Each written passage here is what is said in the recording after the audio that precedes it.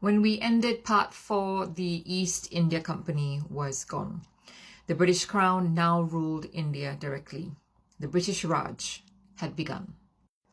Far from weakening the British Empire, the events of 1857 ultimately strengthened Britain's control over its most valuable possession.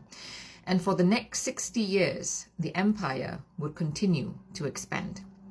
By the late 19th century, Britain had become the dominant global power.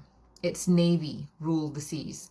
Its factories powered the Industrial Revolution. Its merchants traded across every continent.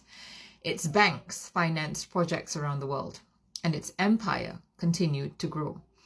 The opening of the Suez Canal in 1869 transformed global trade. For Britain, it was a strategic lifeline. The route to India became faster and more secure. Control of key locations such as Gibraltar, Malta, Aden, Singapore, and Hong Kong allowed Britain to protect trade routes stretching across the globe. At sea, no navy could rival the Royal Navy. For decades, British naval policy aimed to maintain a fleet stronger than the next two largest navies combined. Britain's power rested not only on armies and warships, but on something equally important: trade. Steamships shrank distances. Telegraph cables connected continents. Messages that once took months could be sent in minutes. For the first time in history, a government in London could communicate rapidly with territories thousands of miles away. The empire was becoming a truly global system. Historians often refer to much of this period as Pax Britannica. For decades, British naval power helped secure major trade routes and maintain a degree of international stability. Meanwhile, London became the financial centre of the world. Money flowed through the city into railways, posts, mines, and businesses across every continent. And then came the scramble for Africa. During the late 19th century, European powers competed to claim territory across the continent. Britain emerged with control of vast areas stretching from Egypt to South Africa, alongside territories in West and East Africa. Meanwhile, Canada, Australia, and New Zealand developed into self-governing dominions while remaining part of the imperial family. Across Asia, Africa, the Caribbean, the Middle East, and the Pacific, British influence continued to expand. By the early 20th century, British rule extended from the snows of Canada to the deserts of Egypt, from the jungles of Malaya to the plains of India, from the Caribbean to the Pacific. The empire was not a single political system. Some territories enjoyed significant self-government.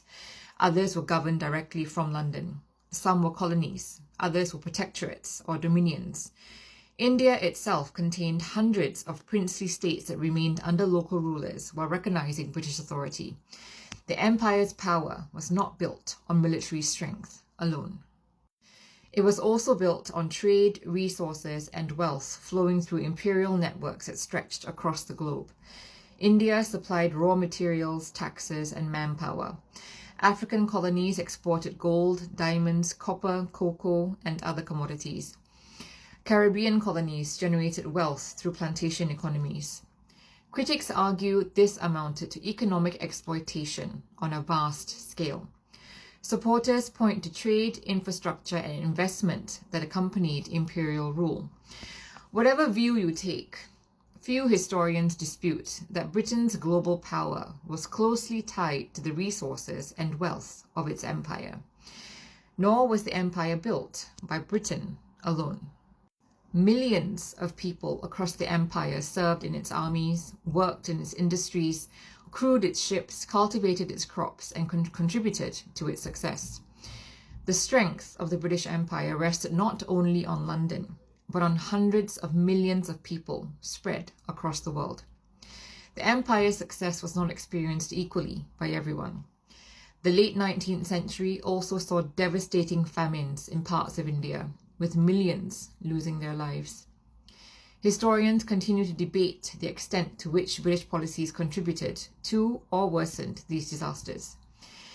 The subject remains one of the most controversial chapters of imperial history. We will examine the famines in much greater detail in a later episode because they deserve more than just a passing mention. By the early 20th century, the British Empire had reached a scale the world had never seen before. It stretched across every inhabited continent. Its ships crossed every ocean. Its trade connected distant corners of the globe. Its influence could be felt almost everywhere. By 1920, the British Empire would reach its greatest territorial extent. It covered around 35 million square kilometers, roughly a quarter of the Earth's land surface. Around 458 million people lived under British rule, almost one person in every 4 on the planet. No empire in history had ever governed so many people across so much territory. This was the moment that they gave rise to the famous phrase, the empire on which the sun never sets. At any hour of the day, somewhere in the world, the Union flag was flying beneath daylight skies. From Canada to the Caribbean, from Africa to India, from Australia to Hong Kong, the British Empire spanned the globe. Yet beneath the confidence, there were already signs of tension. Nationalist movements were beginning to emerge. Questions about self-government were growing louder. Not everyone welcomed British rule, and not everyone intended to accept it forever. To many people living at the time, however, the empire appeared permanent. The Royal Navy dominated the seas. Britain's economy was the envy of the world. The sun truly never seemed to set on British power. But history is full of nations that looked strongest just before they were tested. Because empires often appear most powerful at the very moment their greatest challenges are approaching. And in 1914, that test arrived. A war unlike anything the world had ever seen. A war that would kill millions, reshape nations, and create the first serious cracks in the greatest empire the world had ever known. And that's where our story goes next in part 6. Stay tuned.